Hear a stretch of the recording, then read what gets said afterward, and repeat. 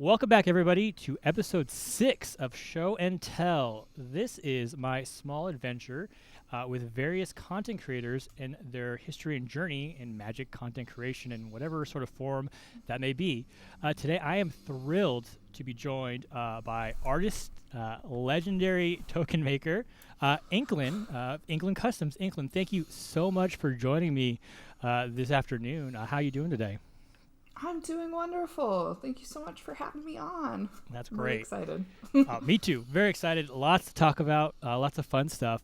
So I always kind of say, there's no better place to start than at the beginning. So tell me about your history with Magic. What got you into playing Magic? So it was my fiance. Okay. We've been playing for like 7 years. We were playing Pokemon, and he's like, you know what? Could be more fun is this game called Magic the Gathering. And there was that was Innistrad, I believe. Okay. And they had a werewolf pre-con deck. Yeah. And I was sold. I was like, yes, give this to me. Yeah, ever since then we've been playing. We used to do we would actually go to tournaments and play. Okay. And then later on we kind of started our business and have just been chilling since then. Well, that's pretty cool. So would you say you're mostly just a commander player, or you went to tournaments? Were you playing modern or standard? Or Yeah, I would play mainly just standard. We would just have a group of friends and travel all over the Midwest and play go to all the Star City games. I remember when tournaments were 12-hour long. It was grueling, but it was so much fun. But nowadays, yeah, I mainly just play Commander. I'm not as competitive. Your tournament grinding days are over? Yeah, my grinding days. That's impressive. Yeah, I've never played in a tournament. I've never played any sort of competitive. I always say I'm the epitome of kitchen top player. I used to play on the sidewalk of my junior high when I first started playing, and then throughout high school we'd play outside. And I always joke in college I minored in Magic the Gathering because we played a lot of Magic, and it was it's funny because we played a version of, it's almost like a pseudo a proto commander. We just do these big 6-player multiplayer games, but okay, not with the commander sort of rule set, because we didn't. I don't even know if it existed yet. I'd have to look at the timelines, because I'm a little bit of a Magic fossil in terms of how long I've been playing. Well, that's pretty cool. I mean, I feel like a lot of people kind of eventually, or I shouldn't say a lot of people, but Commander definitely brings a new aspect to Magic that a lot of people maybe don't find on, excuse me, from playing a lot of standard, just kind of tournament grinding. What do you think? I mean, what's your favorite part of Commander? Is it the social aspect, just the deck building? Yeah, the social aspect, and you can make themed decks, and you have you can use so many different cards. Yeah. I think that aspect's a lot of fun. Yeah. I don't really like the politics. I'm really bad about that. Politicking, yes, I could imagine. If you're not really into that sort of thing, it's well, if you don't attack me, I'll not attack you. Maybe for a turn. I don't know. I've never. Right. Yeah, I can understand it being it's an interesting. I think the politics is kind of an underrated aspect of the game, because you don't really get that. Well, you don't get that in 1v1 formats, or I guess you could. I don't know why you you could attempt to ask someone not to attack you, but I don't know why they would want to listen. But yeah, theme decks. Do you have a favorite commander right now, or anything particular? Really so I run 2 decks now. Okay. My Tovolar, because I love werewolves. I want it to work. It kind of works, but usually people will be like, "Oh no, big werewolves! Let's kill you." Yeah. And then I have an Estra deck because I love enchantments. Yeah. And I just build a pillow fort till I can win. That's actually a good idea. I've been dinking around with a Shrines deck, but with Garth One Eye as the commander, because there's that Shrine commander that came out in Neon Dynasty. I just got destroyed last night on Nat stream from Jeffrey Living Cards. He killed me with 44 damage from a shrine. I was just like, oh, please stop. this building is falling on me. I gotta understand. Yeah, oh no.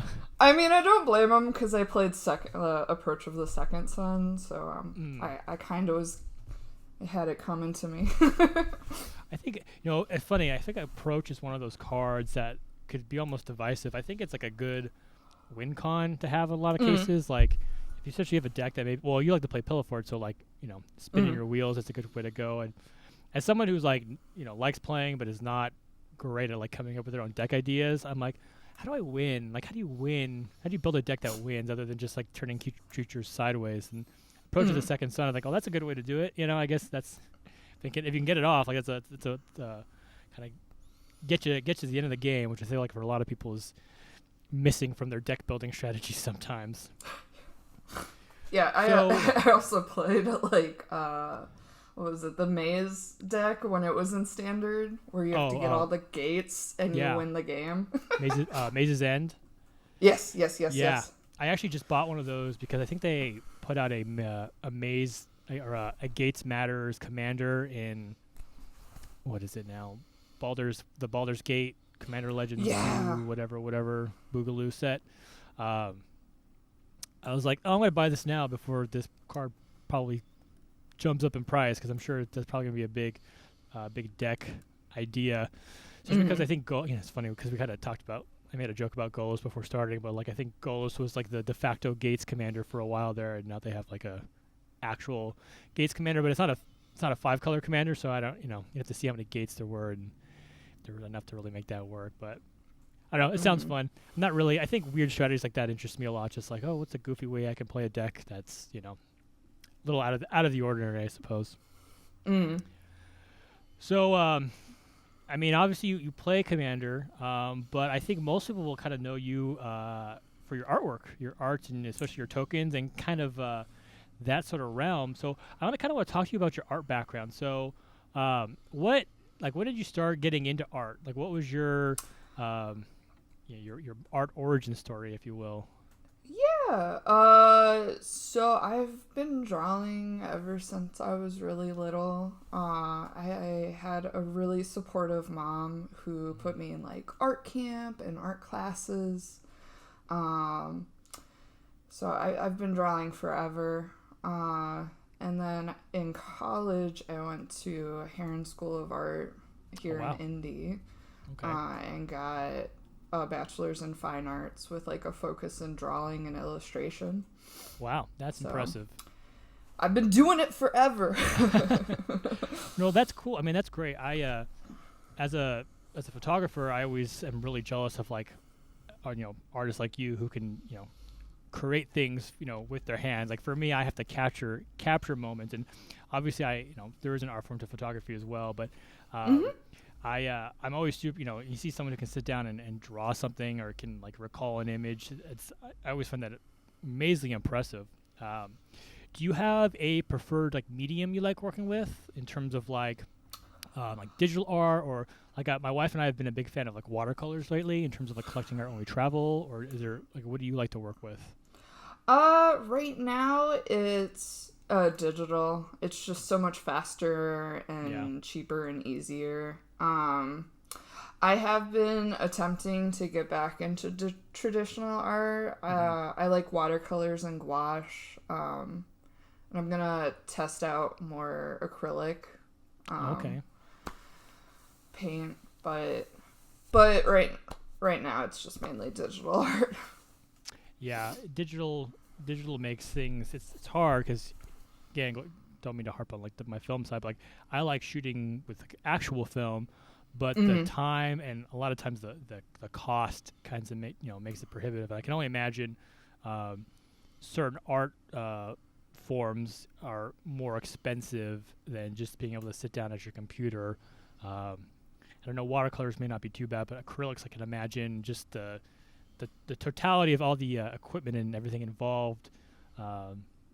can be kind of a pain to, go through. And then it's like if you don't, if you do something and you're like, this is like I did this. Maybe I'm not super thrilled with this particular project. It's like, well, on a computer, you're just like, well, on to the next one. It's yeah, that's kind of. I guess this is the kind of age we live in. I wonder a lot if more analog formats are. I assume they're always probably going to be around, and they think they tend to kind of have like a cycle of interest for people. But the digital, it's just so much easier working in digital, Yeah. Yeah. So you do a lot. Oh, go ahead.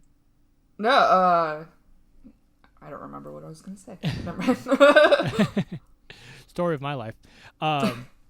So you obviously do a lot of kind of magic artwork. Do you do? I think you do a lot of fantasy work in general, or like what outside of magic? Like what do you like to draw, or what do you find yourself working on?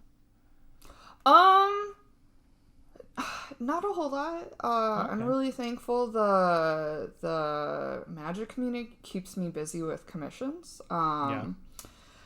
But occasionally I will try and do some, or I usually for the tokens I'll take the liberty to do more personal stuff.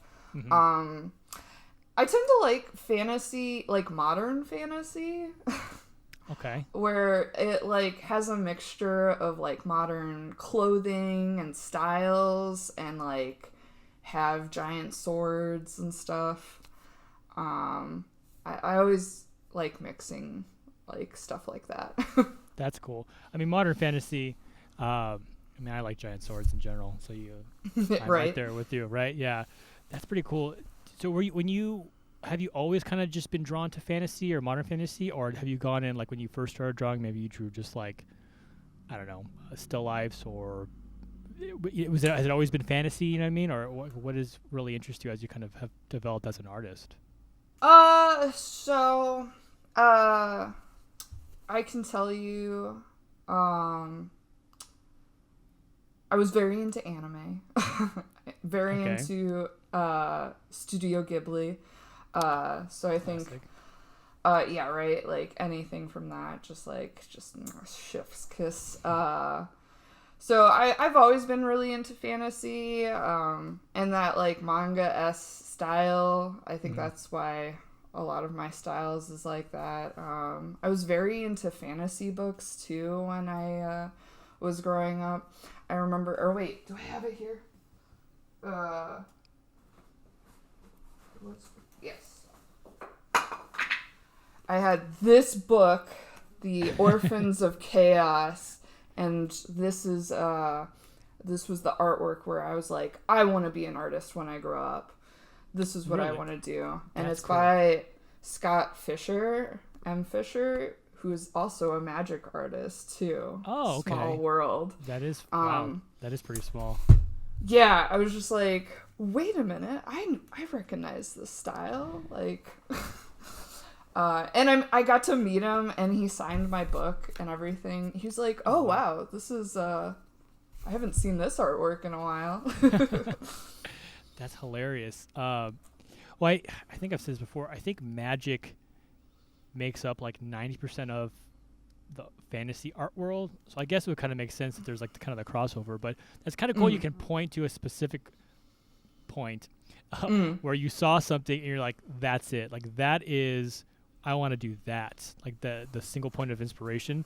Yeah, that's pretty impressive. Or kind of nice to think about like, yeah, this was the thing that inspired you. And I'm sure you know what I mean. Like, I who knows if you maybe you told Scott when you met him, but like I'm sure like as a fellow artist, that's kind of stuff you want to hear from people. Like I'm sure your art has inspired probably a lot of up and coming artists as well, because it's pretty ubiquitous through the magic world. I think your art and your tokens especially, like you see them a lot. I mean, people use them all the time. So that's kind of a cool little thing. It's funny. He was a magic artist too, but. So I want to go back to, so you said you're very into anime, obviously Ghibli. So do you have a favorite Ghibli movie? I know that's probably hard to, maybe, I don't know. Sometimes, depending, some people will say it's blasphemy trying to pick one, but like, Yeah. My favorite is The Wind Rises. Okay, I haven't seen that one.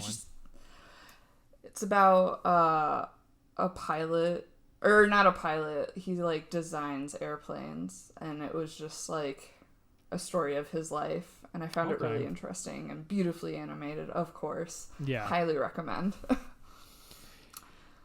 Yeah, those Ghibli movies definitely capture a sense of wonder. I think that a lot of other movies can't quite seem to really get there. Pixar kind of has it in a similar but different sort of way. But there's, nothing really comes close, I think, to a Ghibli a lot of times. I'm pretty, I was really into Spirited Away. I haven't seen a lot. I've seen, it's been a while, but like Spirited Away obviously is great. Princess Mononoke was my first introduction, and that blew my mind when I first saw it, because I was just like, this movie is incredible. Like, where are these movies at, and kind of getting into anime, and as a younger kid, especially kind of in a time when it was not as mainstream as it is now. It's definitely I always joke, it's come a long way from waking up at 6 a.m. to watch like a Dragon Ball Z heavily edited on like a Saturday morning. These kids nowadays have it so easy. It's just that it's all just out there. It's out there, easy to access. So what other animes are you into other than like some recent ones. Mob Psycho 100. I love the animation and the story. Got Spy Family has been really good. I've been really enjoying that one. I've heard good things about that one. It's just I haven't been watching too terribly. Well, I'm almost finished with Hunter x Hunter. That one's a solid one. Yeah. Love FL or Furikuri. That is, I will take to the grave that Furikuri is the greatest anime ever created. At least I would agree. The first season. I think, did they make a sequel series? They made, so they made 2 more seasons, and they're making a 4th season. Wow. I'm way out of the loop. They're worth a watch. It didn't feel like a money grab. Well, that's good. It's so hard to, like, I could tell they were experimenting, and like it's a fun watch, but like it's so hard to capture the first one. Yeah, it's like lighting in a bottle. Like some of the it's kind of like, so I'm not. I used to, back in my day when I was younger, like anime was a lot of time was limited to either what you could download off the internet or like what you would watch on Adult Swim or Toonami. So like for me, like my pillars of it's Fooly and Cowboy Bebop, right? So again, it's kind of one season show. Well, I guess at the time, one season shows, like maybe if, who knows if they're going to do more. But capturing just that you do one solid season and like being able to kind of come back to that later, I feel like it's a very, because usually you need you don't get the full. There's usually something about those shows where like just that right combination of everyone involved, that particular time in your life, it's really hard to recapture that like years later. Because I do remember the Fooly when they announced the sequel seasons or whatever, it was a few years, like it had been a while, like it was kind of like, oh wow, I can't believe they're doing that, and to your point, like they're probably fine, but when you first see something like Fooly, it makes no sense, but you're still just like, this is amazing. I don't know why, but there's something captured there that it's hard to really explain. Yeah, you had to watch it a few times. And we got, like, me and my friends were obsessed with it. Got the mangas. The mangas make even less sense. You kept having to read it. But the, like, art style was so cool because he did this, like, scribble style, but, like, it was, Yeah. Just like, what's going on in your mind? The jokes were, like, funny and, like, the references and just, it was, I don't know. I feel like when you get an anime and it feels, like, smart in a way that's not obvious, like there's something special there. And Fooly, I think it's just one of those, for me, as obviously my anime knowledge is limited, but that's for me, like I had to pick one, like it's going to be Fooly because there's something about it that you can't, it's been hard to really replicate. That's too funny. Do you find, so I guess you talk about Ghibli, are there any other animes that you think have influenced your kind of art style over the course of your career, or even recently? I mean, I find like sometimes I'll I'll see something, I'm like, oh, that looks cool, like in terms of like a type of photo or whatever, and it kind of colors how I want to approach my next sort of photo project or something like that. Like, do you find yourself like watching something like, oh, like I wouldn't mind trying something like that? Not anime. I would say artists do. Okay. There's been a few, like, there's one girl, Crooked Glasses. She does, like, I know, she did, like, a Invader Zim cover, and I really liked her, like, how she was shading, so I tested it that way, or, like, tested it out, and kind of made it my own. Yeah. Or, there's Rianne, Gomez. She did. I love her. She does these comic covers, but she actually did a few Magic cards too. Oh, really? They're in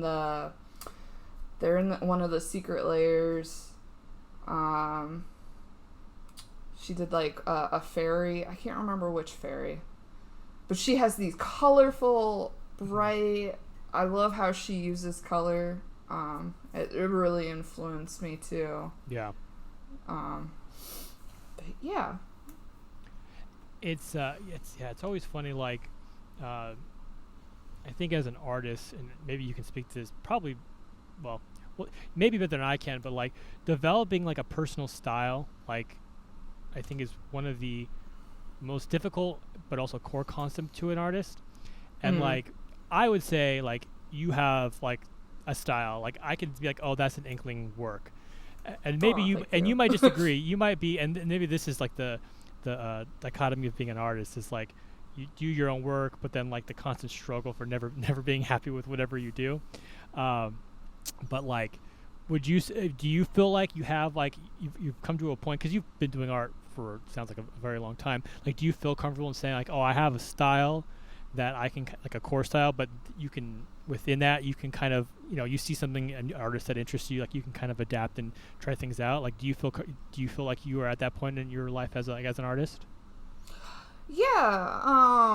I feel like, yeah, like it's definitely a struggle with every artist to kind of find your voice. But I kind of I try to think like nobody can do what you do because you're you, right? And and I think it's important, like never stop learning, never stop looking for inspiration. But and there is that struggle of like, I want to try somebody's technique, but I don't want to lose my voice. So there's always that balance too.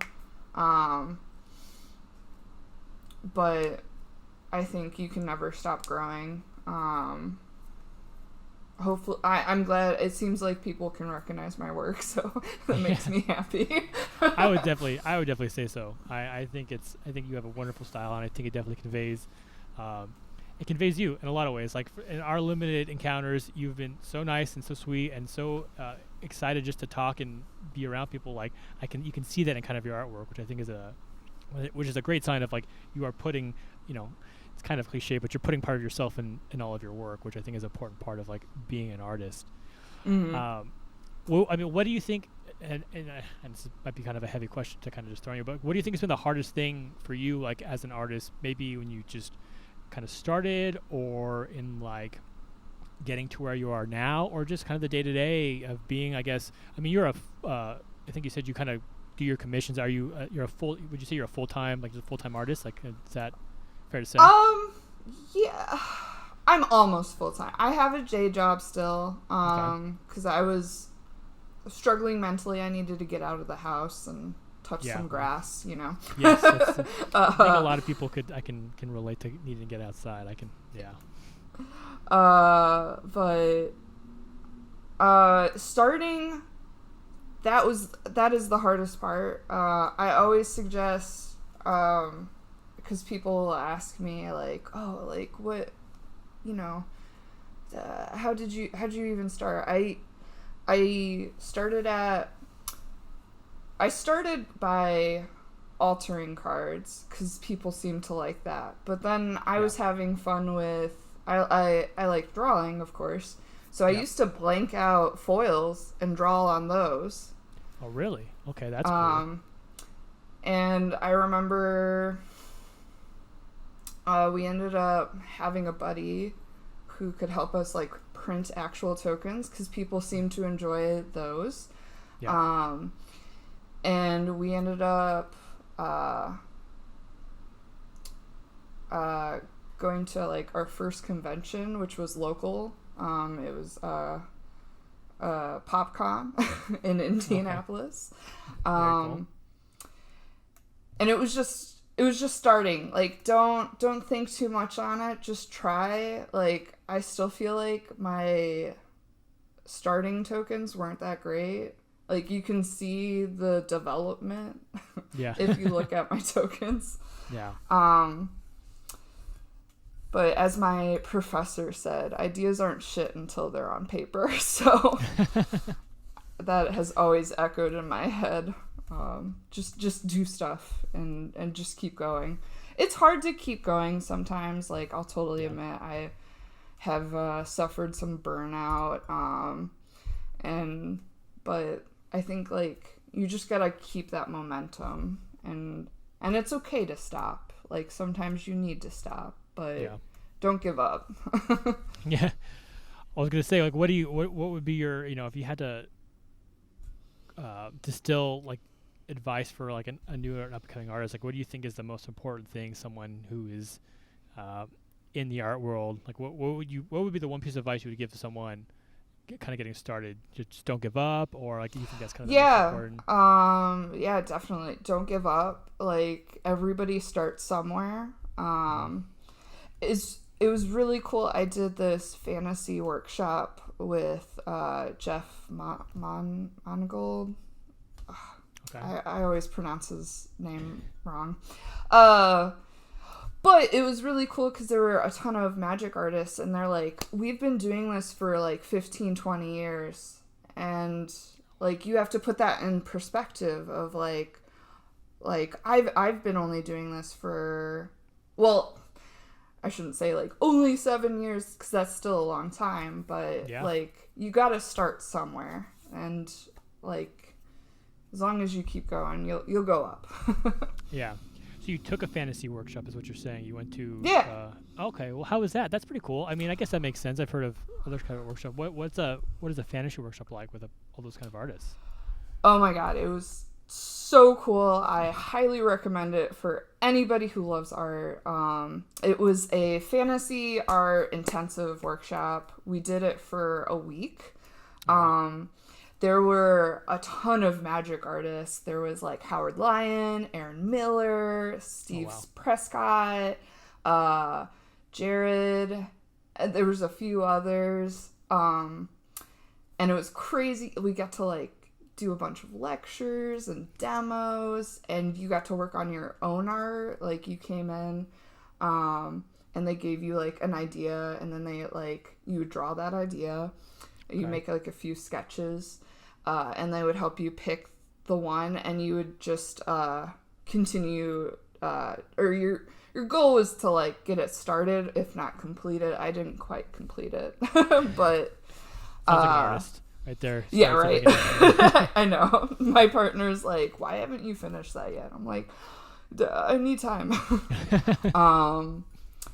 But it was so cool. Like, I haven't been in, like, that type of environment in a really long time, and it got the creative juices flowing. So there's a ton of, like, workshops like that you can go and take. There's the, like, illustration masterclass. There's, like, online ones. It was just really cool, like, connecting with people, again. That have like a similar mindset.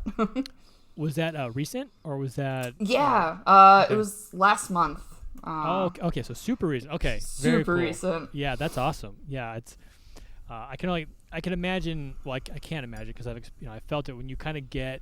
If you feel like you're like an artistic funk, if you put yourself in those sort of situations, like for me, sometimes just opening up a photo book, like you start looking at stuff, like, oh yeah, like these are cool. Like I want to do something like this. Like and you start getting ideas and. Like you said, get the juices flowing. But I had a friend after high school. My buddy in high school, he was probably one of the best artists I knew at the time, and he'd always take art classes, and every time he'd have like an art project, he'd always have these great ideas, and they get like half or 2/3 of the way done, and then they have like their next project. He never finished anything, but like he knew it's. I was like, you never finished anything, but you're getting an A in this class. And he's like, yeah, well, because like his projects were so much better than like a lot everyone else's, because you could tell like he wasn't, he had the skill, right? So it was just the, being in high school, it's a little different. Like an art class in high school, and you kind of get through it, and like you got 4 or 5 other classes you got to deal with. So I just always, it's so funny. You talk to artists, like, hey, you start something, and like you whatever, and then either like my problem is I'll start something, and then I'm like, oh, like what about this idea? Then I'll put something on the back burner, and then all of a sudden you got 10 projects kind of sitting on your desk or whatever, and like, yeah, I don't know, I'm a little emotionally drained right now, so I'm just gonna kind of wait before I finish something else. And yeah, I think that's kind of the my wife describes it as the emotional energy pool. Like there's only so much you can pull out of it at a time before you kind of exhaust your resources a little bit. But well, that's cool. And like I think it's important for people to realize too, like even someone like you who's been doing art for a pretty long while, who's been, I would say, pretty successful in terms of like doing art for money, like, right? That's kind of for a lot of artists unheard of, like getting paid to do art. Yeah. But even you are still going to these fantasy classes, these classes to continue learning, because that's, I think, part of the part of being an artist is constantly involving yourself in new and immersing yourself in new ideas and strategies to further evolve your art form, your your style. And I think that's it's very cool to hear that you're still kind of working at it, and still kind of always be learning is the real takeaway. Always be learning and trying to find new things, right?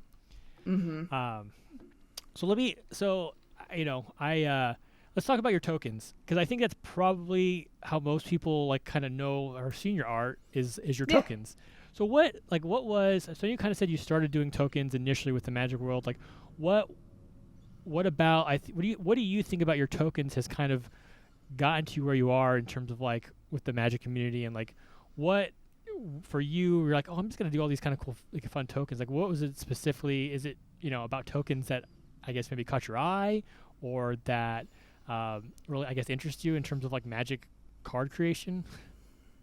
I just like drawing, and I like drawing for my friends, and that's kind of how it started, because I was like, oh, you don't have to use the tokens that Magic gives you, like it could be something fun, and it kind of grew from that to where I was doing like fan art ones, and just doing like all my favorite shows, to I loved connecting with people too. So I started drawing people, because that was like one of the things, like people just, people usually like to be drawn. And I seem to like capture their essence in like these little chibi forms. Yeah. And then I like started reaching out to players like Carmen Handy. Yeah. She was like my first Magic player. I was so excited because like that was back when like you didn't see a ton of girls playing Magic, and I just wanted to support her because I was a fan. Yeah. And it kind of snowballed from there, where like I was working with a ton of Magic players, and then I heard like the Magic Pro players weren't getting tokens anymore, and I was like, hey, I make tokens. Yeah. And that was insane. I got to work with people all around the world, and got to, bring their visions to life. It was so much fun. And yeah, it just, now here I am. Here you are. Yeah, no, your tokens are great. I think I have, so we met, first time I met you was at MTG Vegas, and you did a custom token of my 2 dogs, which is awesome. Yes. But I can remember I got some tokens. I think I actually, what was I thought was really cool was I met Olivia Gobert Hicks, and she had like some of your tokens. I think I took it. She was dressed up as Professor Onyx, I think, and I think I took a picture or two, and she signed some of tokens for me. But they're obviously like from your tokens, and then I think I met Shivam, and again I think I had his token. He signed it for me, and like there's such a cool little thing that they're kind of so unassuming when you think about tokens in the world like of Magic, like the game itself, right? A token isn't even a card; it's a thing that's made and doesn't go to the doesn't exist outside of the battlefield. But like in the real world, it's like this nice little memento of this kind of person and like your interaction, and you're kind of always gonna have that exist. And I think they're wonderful. I think I love your creator tokens. I love just your standard tokens in general. I think they kind of like you said, like you don't have to use the magic ones. Like you can have fun with your tokens. Like why not? Yeah. Commission Inklin for your tokens. Like call her up and don't call her up. No one has, who talks on the phone these days? Send her an email like, hey, I got this cool thing. I want a token done. And I thought the creator ones were really cool because like obviously I'm fans of them, but I also wanted to help or market themselves because I was like, hey, I always encourage them like put your social media on the back, Yep. And I think it's great like because I would always ask them permission if I could sell the tokens. I think it's great for their fans because it's a little like icebreaker of like, hey, will you sign my token? Yeah, no, I mean, that's what I did. That's you. I right there. I am customer number. Well, probably not number one, but yeah, 100% right there with you, definitely. And and I think like you talked about like the pro players don't have their tokens. I remember they would have the inserts with like the cards and whatever, but like.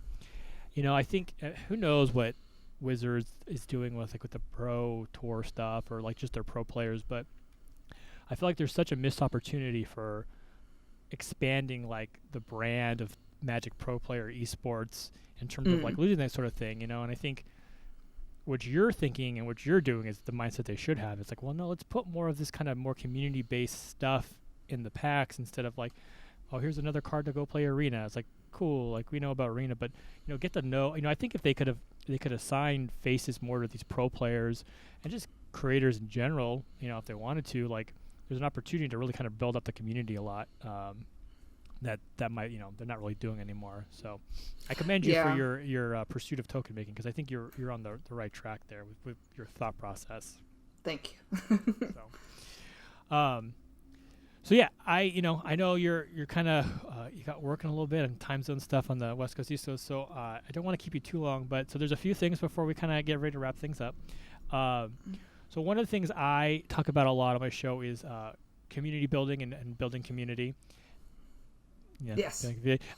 So what in one of the few ways that I feel like I can do that is by supporting the kind of creators who come on the show, take the time out of their day to sit down and talk with me, especially, I'm a very small branch in the grand tree of the Magic world. I just came up with that metaphor off the top of my head. I'm very proud of it. Very nice. So what I'm going to do is through the magic of video editing, I'm going to pop up my community board, probably right here. It's going to go pop. And I am going to jump on your Patreon. So the Show and Tell Show will be an official Patreon supporter of you and your work. Oh, thank you. So it's just, a small sort of way that I can kind of continue to support what you're doing out there. I think people like you especially make the Magic community. It can be rough at times, but I think at the whole that there is a very strong, welcoming community out there, and I think people like you make it fun and interesting to be a part of. So I will definitely do that. I will pop your, I have a little pin, so I'll make a little pin and we'll pop it on there. So it'll be very fun. And additionally, we had kind of talked beforehand. I, in my continued effort to kind of help fight for bodily autonomy, we'll be making a donation to the National Abortion Federation in our name to, try to help people get the health care that they deserve. I don't think it's political to be like, there are people who will die if certain things are not changed. So hopefully it's just a small step we can to try to make some strides to help people's lives. So yeah, I just wanted to thank you again so much for sitting down with me. I had a great time. Of course. Like I said, I'm always a big fan of your work. Look forward to what's. Do you have any events in the future coming up that you're going to be at? Yeah. I'm gonna be at the Nerd Rage Gaming Chicago. That's gonna be at the end of the month. Okay. And I'll be at the Ultra Pro booth for Gen Con for a few days. All right. Yeah. Very cool. So I'm trying to think about Magic events. I know I keep talking to people because the big thing is, Magic 30 is kind of coming up. Any plans that maybe come out west for Magic 30? We're not sure. There might be something in the works, but we're a little bit in the air about that one. Yeah, still we'll have to see. We're still kind of waiting for information on what. That's all. It's kind of the big thing, but well, yeah, I got to figure out when I want to post this. So hopefully those dates are still relevant when this goes up. Okay. But obviously all your socials will be listed underneath the notes. So please go check out Inklin on Twitter, especially, or if you want some tokens made, please. She is the one to do that for you. Thank you so much for sitting down with me. This was fantastic, and I look forward to seeing you at some point again. Hopefully, when definitely next time there's so close enough for me to get to. It's always a pleasure, and thanks for watching. And until next time. Yeah, thank you. Bye, everyone.